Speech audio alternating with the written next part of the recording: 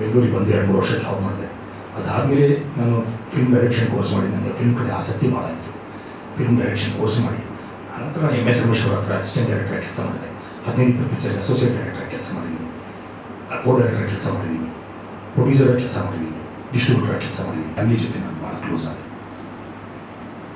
ಇವತ್ತು ನಾನು ಒಂದು ಮಾತು ಹೇಳೋಕ್ಕೆ ಇಷ್ಟಪಡ್ತೀನಿ. ತೂಗುದೀಪ ಪ್ರೊಡಕ್ಷನ್ ವಿಷಯ ನನ್ನ ಫ್ಯಾಮಿಲಿ ಥರ, ನನ್ನ ಸ್ವಂತ ಮಗನ ಥರ ನೋಡ್ಕೊಂಡಿದ್ದಾರೆ. ದರ್ಶನ್ ಸರ್ ಆಗಲಿ, ದಿನಕರ್ ಆಗಲಿ. ಇವತ್ತು ಒಂದು ದಿನ ನನ್ನ ದರ್ಶನ್ ಸರ್ ನನಗೆ ಈಗೋ ಚೆನ್ನಾಗಿ ಮಾತಾಡಿಲ್ಲ. ಯಾಕಂತಂದರೆ ನನ್ನ ಮೇಲೆ ಅಷ್ಟು ಗೌರವ ಇಟ್ಟಿದ್ರು, ನಾನು ಅವ್ರ ಮೇಲೆ ಅಷ್ಟು ಗೌರವ ಇಟ್ಟಿದ್ದೆ. ನನ್ನ ಕಷ್ಟ ಅಂದಾಗ ಭಾಳ ಸಲ ಹೆಲ್ಪ್ ಮಾಡಿದ್ದಾರೆ. ನನ್ನ ಸ್ವಂತ ಅಣ್ಣನ ಥರ ಅವರು ಸಿಂಪಲ್ ಆಗಿ ಇಟ್ಕೊಂಡು ನನ್ನಿಂದ ಎಷ್ಟೋ ಜನಕ್ಕೆ ತೊಂದರೆ ಆಗಿರ್ಬೋದು, ಎಷ್ಟೋ ಜನಕ್ಕೆ ನೋವಾಗಿದೆ. ಬಟ್ ಅವ್ರಿಗೆಲ್ಲರಿಗೂ ಮೊದಲೇ ನಾನು ಕ್ಷಮೆ ಕೇಳಕ್ಕೆ ಇಷ್ಟಪಡ್ತೀನಿ. ಶಿರ್ಸ ವಹಿಸಿ ಮಾಧ್ಯಮದ ಮೂಲಕ ಅವ್ರಿಗೆ ಕ್ಷಮೆ ಕೇಳ್ತೀನಿ. ಯಾವುದೋ ಉದ್ದೇಶಪೂರ್ವಕವಾಗಿ ಮಾಡಿರಲಿಲ್ಲ ಸರ್.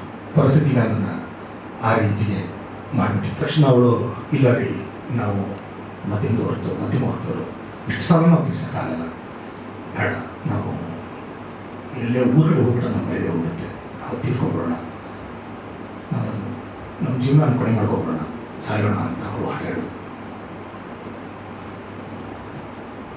ಸಾಯಕ್ಕೆ ಧೈರ್ಯ ಬೇಕಲ್ವ ಸರ್? ನನ್ನ ಧೈರ್ಯ ಇರಲಿಲ್ಲ ಸರ್, ಧೈರ್ಯ ಇರಲಿಲ್ಲ. ತೀರ್ಕೊಂಡ್ಬಿಟ್ರೆ ಅವನ ಮದುವೆ ಇರುತ್ತೆ. ಪಾಪ ಅವ್ರಿಗೇನೋ ಇಂಟರ್ನ್ಯಾಷನಲ್ ಮ್ಯಾರೇಜು, ಅವ್ರಿಗೇನು ಏನೋ ಬಂದುಬಿಟ್ಟಿದ್ದಾರೆ ಇವರು. ನನಗೆ ಬೇಡ, ಇದಕ್ಕೆ ತೊಂದರೆ ಕೊಡೋದು ಬೇಡ ಅನ್ನೋ ಒಂದೇ ಉದ್ದೇಶಕ್ಕೋಸ್ಕರ ನಾವು ಸ್ವಲ್ಪ ಪೋಷಣೆ ಮಾಡಿ ಮದುವೆಗೆ ಹೋಗಿ ಕದರ ನನ್ನ ಕಡೆ ಹೇಳಿದ್ನಲ್ಲ ಸರ್, ಬರಿಗೆಲ್ಲೇ ಲೆಕ್ಕ ಹೆಚ್ಚು ಕಡಿಮೆ ಲೆಕ್ಕ ಆಗಿರೋ ಬರೀನೇ ಇರಲಿಲ್ಲ. ಆ ರೇಂಜಿಗೆ ಹೋದೆ. ನನ್ನ ಕಡೆ ಒಂದು 50,000 ರೂಪಾಯಿ ಇತ್ತು. ಮದುವೆ ಬಂದ ಸ್ವಲ್ಪ ಖರ್ಚು. ಬಟ್ ಎಲ್ಲರೂ ನಾನು ಸೊಲ್ಲಾಪುರ್ಗೆ ಹೋದೆ, ನಾಂದೇಡ್ಗೆ ಹೋದೆ, ನಾಗ್ಪುರ್ಗೆ ಹೋಗಿದ್ದೀನಿ, ಕಾಶಿಗೆ ಹೋಗಿದ್ದೀನಿ. ನಾರ್ತ್ ಇಂಡಿಯಾ ಎಲ್ಲ ತೆಗೆದುಬಿಟ್ಟಿದ್ದೀನಿ ಸರ್. ನಾನು ಒಂದೇ ಪ್ಲೇಸಲ್ಲಿ ಒಂದೇ ದಿನ ಒಂದಿಷ್ಟು ದಿವಸ ಇರ್ತಿದ್ದೆ. ಮತ್ತು ಬೇಜಾರು ತಕ್ಷಣ ಬಿಡೋಕ್ಕಾಗಲ್ಲ. ಇತ್ಲಾಗೆ ನನ್ನ ಪರಿಸ್ಥಿತಿ ಬೇರೆ ಹಿಂಗಿದೆ. ಅವರು ನ್ಯೂಸಲ್ಲಿ ನನ್ನ ಆಸೆ ತಿಂಗಿ ಅಂತಿದ್ದಾರೆ. ಏನು ಮಾಡಲಿ, ಬೇಡ ಅನ್ನೋದು ನಾನು ಮಾಡಿರೋ ತಪ್ಪಿಗೆ ನಾವು ಒಬ್ಬಳೇ ಸಾಯ್ಬೇಕು, ಬಿಡ್ಕೊಡಿ ಸಾಯೋಣ ಅನ್ನೋ ಅರ್ಥದಲ್ಲಿ ಇದ್ದೀವಿ ನಾವು ಅಷ್ಟೇ. ಅದು ಏನೋ ಒಂದು ಎಳೆ ತಪ್ಪಿದರೆ 1000 ಎಳೆ ತಪ್ಪಿದೆ ನಡೆಸಿದ್ದು. ಎಲ್ಲರಿಗೂ ಒಂದು ಮೆಸೇಜ್ ಹಾಕಿದ್ದೀನಿ ಸರ್, ನಾನು ತೊಂದರೆಲಿದ್ದೀನಿ, ನಾನು ದುಡ್ಡು ಕೊಡಬೇಕಾಗಿತ್ತು, ಕೊಡೋಕ್ಕಾಗಿಲ್ಲ. ಇವತ್ತು ನನ್ನ ಪರಿಸ್ಥಿತಿ ಸರಿ ಇಲ್ಲ, ನಾನು ಊರು ಬಿಟ್ಟು ಹೋಗ್ತಾ ಇದ್ದೀನಿ, ಐ ವಿಲ್ ಕಮ್ ಬ್ಯಾಕ್, ನಾನು ಪ್ಲೀಸ್ ಫಾರ್ಗಿವ್ ಮೀ, ನಾನು ಕ್ಷಮಿಸಿ ಅಂತ ಎಲ್ಲರಿಗೂ ಮೆಸೇಜ್ ಹಾಕಿದ್ದೀನಿ ಸರ್. ಒಬ್ಬರು ಬಿಟ್ಟಿಲ್ಲ, ಯಾರೋ ಹೋಗ್ತದೆ, ಎಲ್ಲರೂ ಹೋಗಿ ಭೇಟಿ ಆಗಬೇಕು. ನಾನು ಕಷ್ಟ ಹೇಳ್ಕೊಟ್ರೆ ಎಲ್ಲರನ್ನೂ ಒಂದು ಅವಕಾಶ ಕೊಡ್ತಾರೆ, ಹೊಸ ಬದುಕು ಕಟ್ಟಬೇಕು, ಸೆಕೆಂಡ್ ಇನ್ನಿಂಗ್ಸ್ ಮತ್ತೆ ನಾನು ಪ್ರಾರಂಭ ಮಾಡಬೇಕು. ಕೈಲಾದಷ್ಟು ದಿವಸಕ್ಕೆ ಪ್ರಯತ್ನ ಮಾಡೋಣ. 10 ರೂಪಾಯಿ ಕೊಡೋಕ್ಕಾಗಲ್ಲ ಅಂದರೆ 1 ರೂಪಾಯಿ ಆದರೂ ಕೊಡೋಣ. ಅವ್ರು ಮುಂದಿದ್ರೆ ಬರಲಿಕ್ಕಾಗಲಿಲ್ಲ. ನನ್ನ ಫ್ರೆಂಡ್ ಪ್ರವೀಣ್ತಿರೋರು ಬರಲಿಕ್ಕಾಗಲಿಲ್ಲ. ಒಂದು ಹಿಡಿ ಮಾಡಲಿಕ್ಕಾಗಲಿಲ್ಲ ಸರ್. ಭಾಳ ಬೇಜಾರಾಯಿತು. ನನ್ನ ತಾಯಿ ಯಾವಾಗಲೂ ಹೇಳ್ತಾ ಇದ್ರು, ನೋಡು, ಜೀವನದಲ್ಲಿ ನೀನು ಏನು ಮಾಡ್ತೀವೋ ಗೊತ್ತಿಲ್ಲ, ಸುಖದಾಗ ಯಾವ್ದಾದ್ರು ಫಂಕ್ಷನ್ ಒಳ್ಳೆ ಫಂಕ್ಷನಿಂದ ಹೋಗಲಿಲ್ಲ ಅಂದರೂ ಅಷ್ಟಾಯಿತು. ಯಾರು ಸತ್ತಾಗ ಹೋಗಿ ಅವ್ರ ಕೊನೆಯ ಟೈಮಲ್ಲಿ ಅವ್ರ ಮುಖ ನೋಡಿ ಹಿಡಿ ಚೆನ್ನಾಗಿದ್ದಾರೆ. ಅಲ್ಲಿ ಒಬ್ಬರು ಇಬ್ಬರು ಸಿಕ್ಕಿಲ್ಲ. ನನಗೆ ಇಷ್ಟು ಮನೆಗೂ ನಾನು ಹೋಗಿದ್ದೀನಿ ಸರ್, ಎಲ್ಲರೂ ಮನೆಗೂ ಹೋಗಿದ್ದೀನಿ. ನಾನು ಕೊಡ್ತೀನಿ, ಸ್ವಲ್ಪ ಕಾಲಾವಕಾಶ ಕೊಡಿ. ನಾನು ಸೋತಿದ್ದೀನಿ ನಿಜ, ಸತ್ತಿಲ್ಲ. ನಿಮ್ಮ ಕಣ್ಣು ಮುಂದೆ ಇರ್ತೀನಿ, ಏನೋ ದುಡಿತೀನಿ. ಇಷ್ಟು ಮಧ್ಯದಲ್ಲಿ ನಾನು ನಮ್ಮ ಮನೆ ಟಚಲ್ಲಿ ಬಂದೆ. 1.5 ವರ್ಷದಿಂದ 1 ವರ್ಷ ಮೂರ್ತಿಗೆ ಮಾಡ್ಕೊಂಡು ಬಂದೆ. ಟಚಲ್ಲಿ ಬಂದುಬಿಟ್ಟು ಹಿಂಗೆ ಬರ್ತಾ ಇದ್ದೀನಿ ಅಂತ ಅವಾಗೆಲ್ಲ ಎರಡು ವಿಷಯ ಗೊತ್ತಾಯಿತು. ಬೇಜಾರಾಯಿತು, ಬಂದೆ ನಾನು. ಅದೇ ಟೈಮಲ್ಲಿ ಸ್ವಲ್ಪ ದರ್ಶನ್ ಸರ್ ಏನೋ ಇಶ್ಯೂ ಬಂದಿತ್ತು, ನನ್ನ ಬಗ್ಗೆನೂ ಅದರಲ್ಲಿ ಏನೋ ಬಂದಿತ್ತು. ಬಟ್ ನಾನು ಇದೀನಿ ಅಂತ ಹೇಳೋಕ್ಕಂತ ಬರಬೇಕಂದೆ. ಅದೇ ಟೈಮಲ್ಲಿ ನೀವು ಬೆಳೀತು. ಮಿಡ್ಲಲ್ಲಿ ಎಲ್ಲೋ ಒಂದು ಕಡೆ ನಾನು ಲೆಟರ್ ಬರೀತಾ ಇದ್ದೆ. ನನ್ನ ಇದೀನಿ ಅನ್ನೋ ಕ್ಲೂ ಕೊಡ್ತಿದ್ದೆ, ನಾನು ಅಷ್ಟು ಮಾತಾಡ್ತಿದ್ದೆ. ನನ್ನ ಫ್ರೆಂಡ್ ಪ್ರವೀಣ್ ಅನ್ನೋ ಒಂದು ಕಡೆ ಅವನಿಲ್ಲ, ಈಗ ನೋವು. ಅವ್ರಿಗೆ ಹೇಳಿದೆ, ನಾನು ಒಂದೇ ಬಿಸ್ನೆಸ್ ಮಾಡಿರಲಿಲ್ಲ, ಹೋಟೆಲ್ ಬಿಸ್ನೆಸ್ ಮಾಡಿದ್ದೆ, ಮೈನ್ಸ್ ಬಿಸ್ನೆಸ್ ಮಾಡಿದ್ದೆ, ನಂದು ಸಾಫ್ಟ್ವೇರ್ ಕಂಪ್ನಿ ಮಾಡಿದ್ದೆ. ಎಲ್ಲದಕ್ಕೂ ಪ್ರೂಫ್ ಇದೆ, ಬೇಕಂದ್ರೆ ಎಲ್ಲದಕ್ಕೂ ಪ್ರೂಫ್ ಇದೆ. ಪ್ಲಸ್ ಸ್ಯಾನಿಟರಿ ವೇಸ್ಟ್ ಬಿಸ್ನೆಸ್ ಮಾಡಿದ್ದೆ. ಮತ್ತು ಫಿಲ್ಮ್ ಡಿಸ್ಟ್ರಿಬ್ಯೂಷನ್ ಒಂದೂ ಅಲ್ಲ ಸರ್, ತೆಲುಗು ಮಾಡಿದ್ದೀನಿ, ಕನ್ನಡನೂ ಮಾಡಿದ್ದೀನಿ.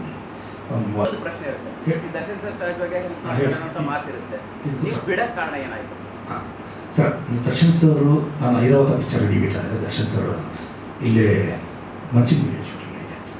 ಒಂದು ಸಲ ಹೋದೆ. ನನಗೆ ಆವಾಗಲೇ ನನ್ನ 2015 ಅವಾಗ 5 ಕೋಟಿವರೆಗೂ ಇತ್ತು ಸರ್. ಬಟ್ ನನಗೆ ಆ ಟೈಮಲ್ಲಿ ಅರ್ಜೆಂಟ್ ಗುತ್ತಿಗೆ ಬಂದಿರೋ ಕಮಿಟ್ಮೆಂಟ್ 1 ಕೋಟಿವರೆಗೂ ಇತ್ತು. ನಾನು ಅನಿವಾರ್ಯವಾಗಿ ಆ 1 ಕೋಟಿ ಅಷ್ಟೇ ನಾನು ದರ್ಶನ್ ಸರ್ ಹತ್ರ ಹೋಗಿ ಫುಲ್ 5 ಕೋಟಿ ಅಂತ ಹೇಳಿಲ್ಲ. ನಾನು ಸರ್ 1 ಕೋಟಿ ಸರ್ 5 ಕೋಟಿ ಅಂತ ಇಮಿಡಿಯೇಟ್ ಕೊಟ್ಟರು ಸರ್, ಇಮಿಡಿಯೇಟ್ ಕೊಟ್ಟರು. ದರ್ಶನ್ ಸರ್ ಹೆಲ್ಪ್ ಮಾಡಿದ್ದಾರೆ. ಆದರೆ ಮತ್ತೆ ಮತ್ತೆ ಹೇಳಿದೆ, ನಾನು ಬಿಸ್ನೆಸ್ ಮಾಡೋಕ್ಕಂತ ಹೋದರೆ ನಾನು ಹೇಳಿದೆ, ನನ್ನ ಸ್ವಯಂಕೃತ ಅಪರಾಧಗಳು. ನಾನಿನ್ನು ಹೊಳಿಸಿ ಆಚಾರ ಸರ್. ನಾನೇನು ಪ್ರೇಮ ಬರ ಒಂದೇ ಘಟನೆ ಅಲ್ಲ ಸರ್. ನನ್ನ ಪ್ರೇಮ ಬರೋದು ಒಂದು ಸಣ್ಣ ಡಿಸ್ಟ್ರಿಬ್ಯೂಷನ್ ಅಷ್ಟೇ. ಆ ಪಿಕ್ಚರ್ ಮಾಡ್ತಾಯಿದ್ವಿ, ಪಿಕ್ಚರ್ ಚೆನ್ನಾಗಿ ಹೋಯಿತು ಪ್ರೇಮ ಬರ. ಅರ್ಜುನ್ ಸರ್ ಭಾರಿ ಮಾಡಿದರು. ಬಟ್ ಏನಂತಂದರೆ ನನಗೆ ಅದಕ್ಕಿಂತ ಹೆಚ್ಚಿಗೆ ನನಗೆ ಔಟ್ಸೈಡ್ ಫೈನಾನ್ಷಿಯಲ್ ಕಮಿಟ್ಮೆಂಟ್ಸ್ ಭಾಳ ಆಗಿದ್ದು. ಸ್ವಲ್ಪ ಆ ಪ್ರೆಷರ್ ಭಾಳ ಇತ್ತು. ಆ ಪ್ರೆಷರ್ ಆ ಮೂಮೆಂಟಲ್ಲಿ ಹೆಚ್ಚಿಗೆ ಬಂತು. ನಾನು ಅದೇ ಡಿಸ್ಟ್ರಿಬ್ಯೂಷನ್ ಆಗಲಿ ಅಷ್ಟೊತ್ತಿಗೆ ನಾನು ಕುತ್ತಿಗೆ ಬಂದುಬಿಟ್ಟಿದ್ದೆ. ನಾನು ಸಾಲ ಮಾಡಿ ನಾನು ಬೇರೆ ದರ್ಶನ್ ಅವರ ಹೆಸರು ಹೇಳ್ಕೊಂಡು ಅವ್ರೇನೋ ಸಿನಿಮಾ ಕಾಲ್ ಶೀಟ್ ಆಗ್ಬೋದು, ಮತ್ತು ಅವ್ರು ಯಾವುದೇ ಕಾರ್ಯಕ್ರಮ ಪೊಲಿಟಿಕಲ್ ರ್ಯಾಲಿಗೆ ಹೋಗಬೇಕು ಅಂದಾಗ ಒಂದಷ್ಟು ದುಡ್ಡನ್ನ ಈಸ್ಕೊಂಡಿದ್ದೀರಾ. ಅವ್ನು ದೊಡ್ಡ ಮೊತ್ತದ ದುಡ್ಡು. ಅದೇ ಒಂದು ಕಡೆ ಇದು ಎನ್ ಕುಮಾರ್ ನನಗೆ ಚಕ್ರವರ್ತಿ ಪಿಕ್ಚರ್ ಮಾಡಬೇಕಾದಾಗ 20 ಲಕ್ಷ ಸಾಲ ಕೊಟ್ಟಿದ್ರು. ನಾನು ಇಲ್ಲ ಅಂದಮೇಲೆ ಅವರು ಅದನ್ನು ವಜಾಕೊಂಡಿದ್ರು ಅಷ್ಟೇ. ಬಟ್ ಪ್ರೇಮವರ ಪಿಕ್ಚರ್ ನಾಯಿಸ್ಕೊಂಡಿಲ್ಲ ಅವ್ರ ಕಡೆ. ಇಲ್ಲ ಅಂದರೆ ನಾನು ಈಗ ಊರು ಬಿಟ್ಟು ಹೋದ್ಮೇಲೆ ಆಟೋಮೆಟಿಕ್ಲಿ ವಜಾ ಹಾಕೊಂಡಿರ್ತಾರೆ. ನಾನು ಏನು ಕೇಳೋಕ್ಕಾಗಿಲ್ಲ. ಹೋಗಿ ಅವ್ನು ಕೇಳಬೇಕು, ಕೊಡೋದು ಏನೋ ಬೇರೆ ಕಾಣ್ತಾ ಇದೆ ನನಗೆ. ಇಲ್ಲ ಸರ್ ಏನೂ ಇಲ್ಲ ಅಂತ ನನಗೆ ಹೊತ್ತು ನಾನು ಎಷ್ಟು ಇವತ್ತಲ್ಲ ಸರ್ 25 ಪಿಕ್ಚರ್ ಡಿಸ್ಟ್ರಿಬ್ಯೂಷನ್ ಮಾಡಿದ್ದೀನಿ. ಇನ್ನೂ ನಾನು ಕೈಲೇ ಕಳ್ಕೊಂಡಿದ್ದೀನಿ. ಎಷ್ಟೋ ಜನರ ಚೆಕ್ ನನ್ನ ಹತ್ರ ಇದ್ದಾವೆ. ನಾನು ಈ ಥರ ಮಾಡೋದು ನನ್ನ ಸರ್ ನಂಬಿ ಅಂದೆ.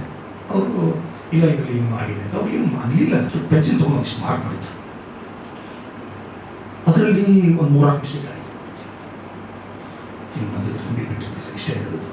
3-4 ಮಿಸ್ಟೇಕ್ ಆಗಿದೆ. ಒಂದು ಯಾವುದೋ ಒಂದು ಥಿಯೇಟರ್ 55,000 ಇತ್ತು, 60,000 ಆಗಿತ್ತು. ಯಾವುದೋ ಒಂದು ಥಿಯೇಟರ್ ಬಗ್ಗೆ 65,000 ಇತ್ತು. 2 ಕೋಟಿ ಆಗಿಲ್ಲ ಸರ್.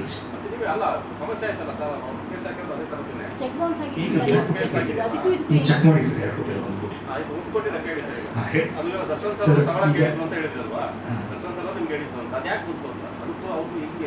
ಇಲ್ಲ ನಾನು ಹೇಳ್ತೀನಿ, ದರ್ಶನ್ ಸರ್ ಹೇಳಿದ್ರು ಪ್ರೇಮಪುರ ಡಿಸ್ಟ್ರಿಬ್ಯೂಷನ್ ಆಯಿತು, ಚೆನ್ನಾಗೂ ಮಾಡಿದೆ, ಎಲ್ಲಾನು ನಡೀತಾ ಇತ್ತು. ನಂದು ಬೇರೆ. ನಿಮ್ಮ ಈ ಒಂದು ಪ್ರಕರಣ ದರ್ಶನ್ ಅವರು ಮತ್ತೆ ಧ್ರುವ ಅವರ ನಡುವೆ ಮನಸ್ತಾಪಕ್ಕೂ ಒಂದು ವೇದಿಕೆ ಆಯಿತು ಅಂತ ದೇವರಾಣೆ ಇದೆ ನನಗೆ ಗೊತ್ತಿಲ್ಲ ಸರ್. ಇದು ಏನು ನಾನು ಹೋದ್ಮೇಲೆ ಅದು ವಿಷಯ ಸರ್. ನನಗೇನು ಗೊತ್ತಿಲ್ಲ ಸರ್. ದೇವರಾಣೆ ನಾನು ಹೋದ್ಮೇಲೆ ಆಗಿದೆ ಸರ್. ಏನೇನಾಗಿದೆ ಅಂತ ಗೊತ್ತಿಲ್ಲ ಸರ್. ಪ್ರೇಮ ಬರಹ ಒಂದು ಪ್ರಕರಣದಿಂದ ಅವ್ರ ನಡುವೆ ಒಂದು ಸ್ವಲ್ಪ ಬಿರುಕು ಆಯಿತು ಅನ್ನುವಂಥದ್ದು. ಅಲ್ಲ ಕರೆಕ್ಟ್ ಗೊತ್ತು ಹೇಳಿದೆ. ನಾನು 1 ರೂಪಾಯಿ ಗೊತ್ತು ಹೋಗಿಲ್ಲ. ಬರಗೇಲಿ ಇದನ್ನು ನಾನು ಒತ್ತಿ ಹೇಳಿದೆ ಸರ್. ನನ್ನ ಕಡೆ ಈಗ ಪ್ರೆಸ್ ಮೀಟ್ ಮಾಡೋಕ್ಕೂ ದುಡ್ಡಿಲ್ಲ. ವೆಂಕಟೇಶ್ ಅವರು ಏನೋ ಮಾಡಬೇಕು ಅಂದ್ಕೊಂಡಿದ್ರು. ಏನು ಅಂತಂದರೆ ನಾನು ಡಿಸ್ಟ್ರಿಬ್ಯೂಷನ್ ಮಾಡಲ್ಲ, ಪ್ರೊಡಕ್ಷನ್ ಮಾಡಲ್ಲ. ನನ್ನ ಕಡೆ ನನಗೆ ಅವ್ರು ಯಾರೋ ಮೀಟಾಗಿ ಆಗ್ತಿರಲಿಲ್ಲ. ಸ್ವಲ್ಪ ಟೈಮ್ ಆಯಿತು, ಅಷ್ಟರಲ್ಲಿ ನಾನು ಸ್ಟ್ರೋಕ್ ಆಯಿತು. ಅದಾದಮೇಲೆ ನಾನು ಮೀಟ್ ಆಗಬೇಕಂದ್ರೆ ಅವರು ದಿನಕರ್ ಅವರನ್ನ ಭೇಟಿ ಮಾಡಿದಂಥ ಸಂದರ್ಭದಲ್ಲಿ ಯಾವ ವಿಚಾರಗಳನ್ನ ಚರ್ಚೆ ಮಾಡಿದ್ರಿ? ಅವ್ರು ನಿಮ್ಗೆ ಏನು ಹೇಳಿದ್ರು? ದರ್ಶನ್ ಅವ್ರ ಭೇಟಿಗೆ ವ್ಯವಸ್ಥೆ ಮಾಡ್ತೀನಿ ಅಂದ್ರೆ ಅಥವಾ ಬೇಡ ಅಂತ ಏನಾದರೂ ಹೇಳಿದ್ದಾರೆ? ಈ ಸದ್ಯ ಬೇಡ ಅಂತ ಇದ್ದಾಗ ಅವ್ರ ಮೇಲೆ ಬರುತ್ತೆ.